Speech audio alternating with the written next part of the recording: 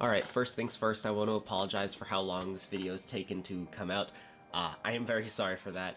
I am recovering from a bit of a cold, and at the time that the episode that I'm going to be talking about actually came out, I had another cold, and then a week later I got another one. I had a really bad cough, and my throat is still a little bit sore, but I'll be able to record this, so hopefully I won't sound horrible. But yeah, thank you so much for waiting. So let's get into the video.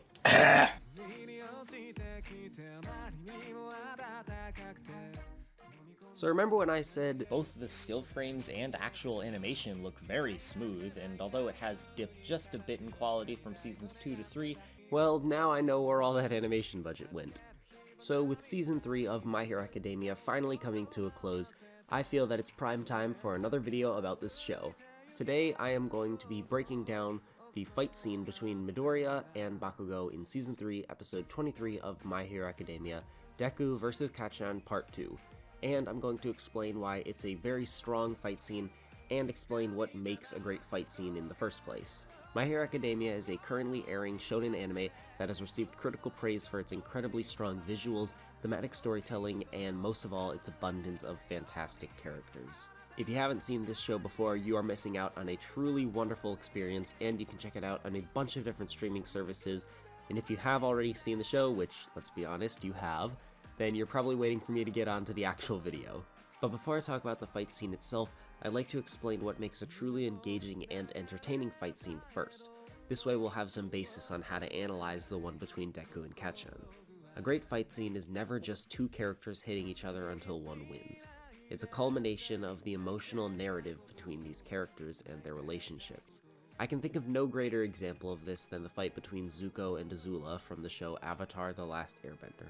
This is my favorite fight scene of all time, and for so many reasons, but the biggest and most important to any good fight scene is the emotional narrative, in this case between Zuko and Azula.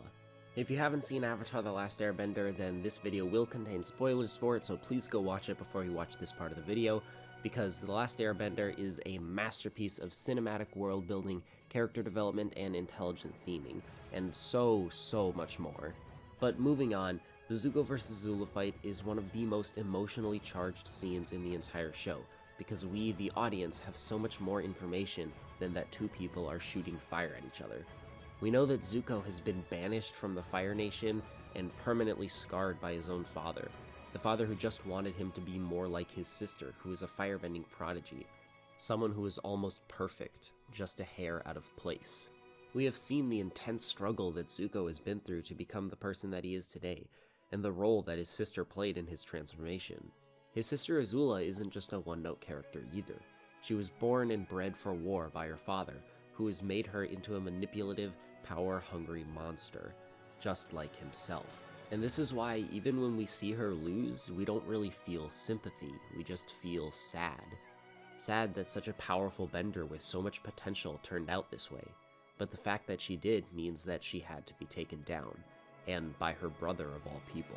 These are just some of the reasons why this is, in all honesty, my favorite fight scene of all time. Now, I'll stop myself here because if I don't, I could talk about this show for hours on end, and this video is supposed to be about My Hero Academia. I'd also like to make a separate video about Avatar in the future, so I'll hold my tongue for now. Update midway through making this script. Yeah, this is gonna be a video. Anyway, back on to My Hero Academia.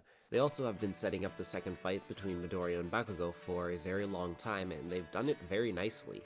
Specifically, Season 1, Episode 7, Deku vs. Kacchan. A memorable episode, to say the least. This episode was the first to directly pit our protagonist Midoriya up against Bakugo, and as we all remember, Midoriya technically won. This fight took place in a training exercise where Ida and Bakugo posed as villains who had to keep Uraraka and Midoriya, who posed as heroes, from getting a hold of their bomb.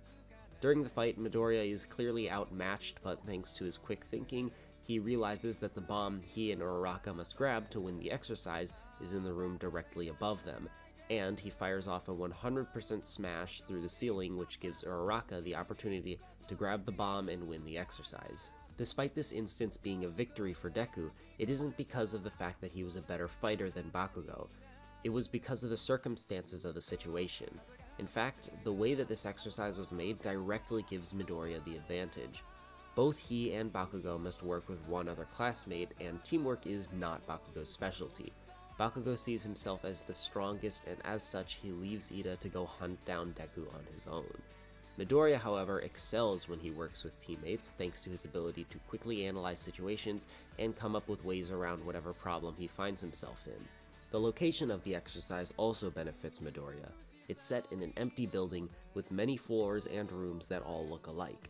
The fact that it's a building at all means that if Bakugo uses his explosion quirk willy-nilly, he could bring the entire building down. Although he is supposed to be acting as a villain, so that shouldn't really matter too much, but it's still worth noting. The near labyrinth-like nature of the interior means that Deku can effectively run away from Bakugo, and stall for time, allowing him to think up a strategy to win.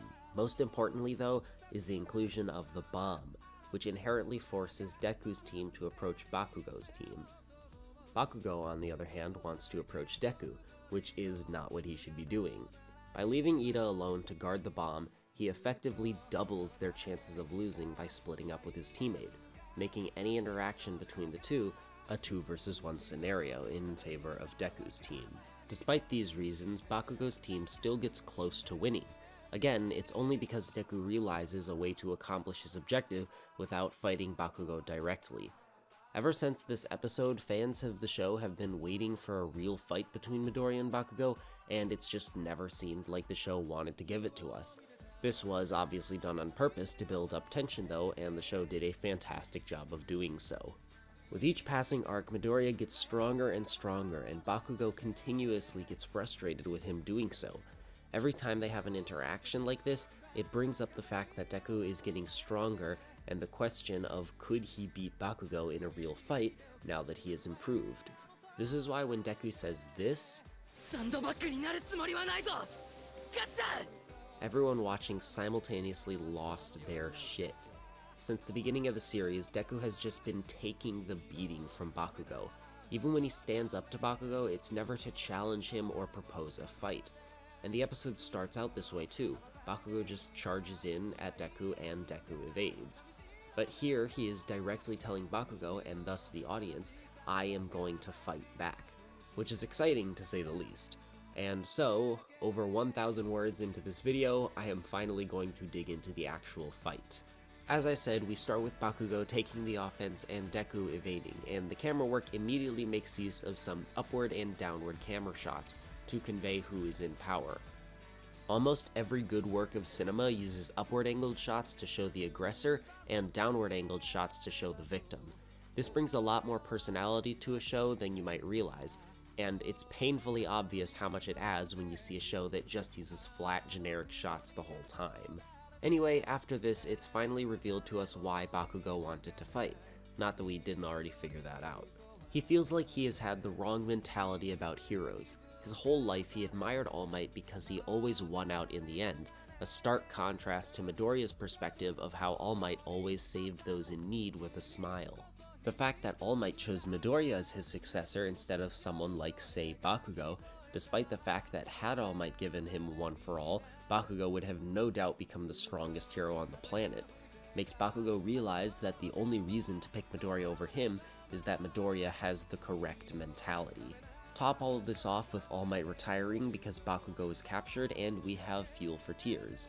This moment is yet another excellent example of cinematography in this scene. Notice how Bakugo's eyes are not shown to the audience until he has an emotional outburst. The entire show has a bit of a fixation around eyes. The idea is that a person's eyes can tell you a lot about them, whether it's just their personality, as I discussed in my analysis of the show's character designs, or simply how they're feeling. In this case, the show is obscuring Bakugo's eyes with his hair as a way of communicating how he has hidden the crying eyes underneath from his feelings of guilt about forcing All Might to use up the last of his power and effectively killing the idol he once looked up to. Sure, All Might is still alive, but the All Might that always won out in the end is long dead. Midoriya, realizing how Bakugo has been feeling for all this time, decides to fight back, to help him release some of his anger and to test out his new shoot style in a one-on-one match. This decision is marked with a solid kick to the face in a shot that uses the animation medium to its fullest. Right as the kick makes contact, we cut to a camera angle of Deku's leg completely surrounding Deku in the frame, which symbolizes the utter impact that this kick has in a metaphorical sense. This shot is then followed by an upward angled shot of Midoriya, but with his eyes off screen. This is immediately cut to a close-up shot of Bakugo's eyes. Once again, the meaning of the eye is reinforced here, but now the roles have been reversed. The change in camera angles and whose eyes are shown has shifted the power of the situation to Midoriya in a matter of seconds, and after some internal dialogue, the fight really starts. Bakugo immediately steals the power back of the situation by taking up most of the screen himself and with his explosions, and constantly pushing Deku off screen. Once again, we got some nice use of upward and downward camera angles, followed by the dialogue of how Bakugo is frustrated that Deku is looking at him as if he's going to surpass him. There isn't much to deconstruct about the dialogue, but I want to call attention to this shot. Bakugo is in the center of the shot, but he is small and obscured by the smoke from his explosions, and once again, we can't see his eyes. If I had to pick one screenshot from this episode to represent the place that Bakugo is in right now, it would be this one. Bakugo is usually shot from close-up upward angles that make him look threatening, but here, he is brought down to a flat, even angle and pushed far away from the camera to exemplify how alone and weak he feels. The smoke surrounding him created by his own explosions could very likely be a symbol of how he is shrouding his own judgment by thinking that he should have been stronger so that he could get away from the League of Villains and not put All Might in the position that he now is in. But after a quick commercial break, we jump back into the action with Deku revealing that thanks to his body getting stronger over time, he can now use up to 8% of One for All, which allows him to surpass and outpace Bakugo with a series of beautifully animated kicks. With this, we get some internal monologuing by Deku, which reveals an interesting part of his character.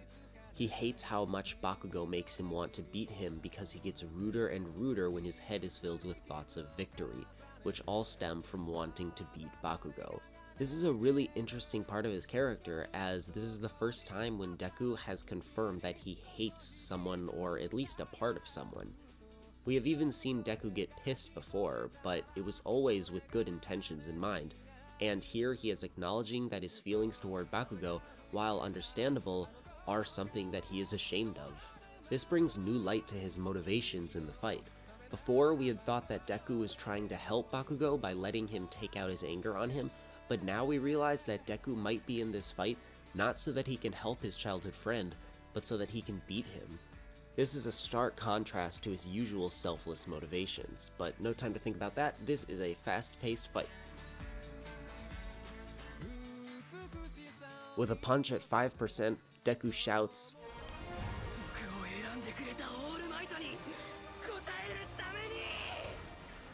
as he remembers All Might's final moments as a hero.